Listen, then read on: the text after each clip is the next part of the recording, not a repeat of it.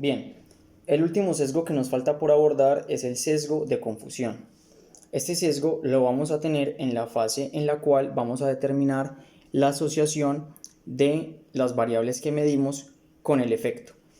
Un esquema para entender este sesgo sería este que tenemos aquí, en el cual nosotros queremos determinar cómo influye la presencia de la variable A en un efecto B, pero hay una condición o otra variable que vamos a denominar B que está interfiriendo con el efecto y nosotros no lo hemos tenido en cuenta. Entonces, al final vamos a concluir erróneamente que la presencia del efecto de la variable A nos va a llevar al efecto, pero en realidad la variable B también está influenciando la presencia del efecto y nosotros no lo estamos midiendo. Prácticamente podríamos verlo de la siguiente manera. Si nosotros queremos evaluar cómo el consumo de un concentrado X influye en la presencia de cálculos renales en caninos,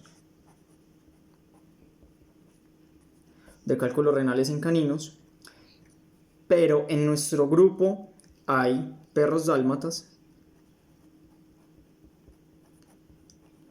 que por su particular metabolismo de la urea tienden a generar cálculos renales. Entonces nosotros vamos a tener una asociación equivocada entre el consumo del concentrado de X y la presencia de cálculos renales, porque el mero hecho de tener perros dálmatas que tienen una predisposición genética a presentar los cálculos renales, pues nos va a afectar estos resultados.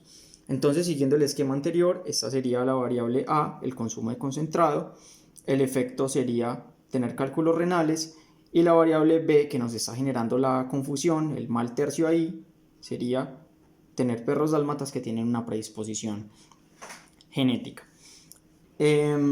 Otro ejemplo podría ser cuando se quiso determinar la asociación que había entre tomar café. Al parecer muchos científicos han querido achacarle algunos efectos nocivos al café y el infarto al miocardio, pero no controlaron que muchas de las personas que son habituales consumidores de café también son habituales fumadores, y el hecho de fumar puede influir en el infarto al miocardio.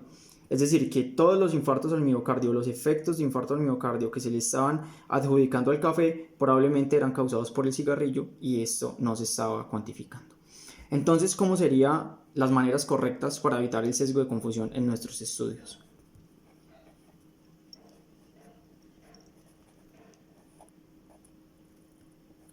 Lo primero sería hacer un pareo.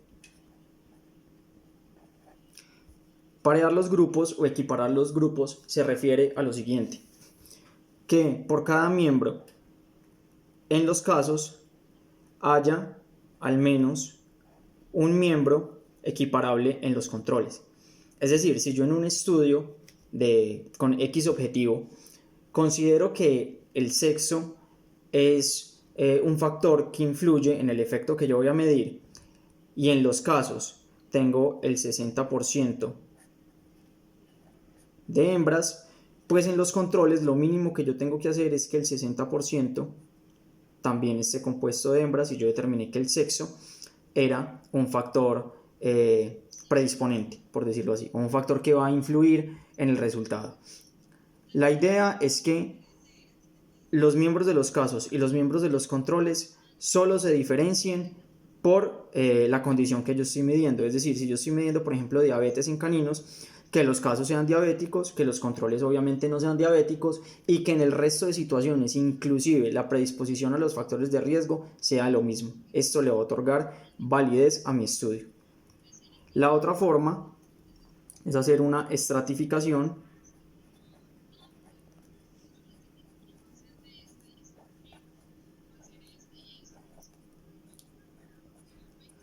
¿Qué quiere decir la estratificación? Es relativizar un poco la exposición al factor de riesgo. Por ejemplo, volvamos aquí. Si yo tuviera que el factor de riesgo es fumar, pues no es lo mismo el que se fuma un cigarrillo al día al que se fuma 2 cajas, o al que fuma más que esto, o el que fuma entre 1 y 2 cajas. Entonces la idea sería hacer unas mediciones separadas entre el que se fuma un cigarrillo, el que se fuma 2 cajas y el que digamos se fuma más que 2, por decir algo. Y después de que yo haga estas mediciones individuales, entonces ya puedo sacar un promedio de las 3. Eso sería la estratificación. Y la última estrategia para controlar sería hacer un análisis multivariado.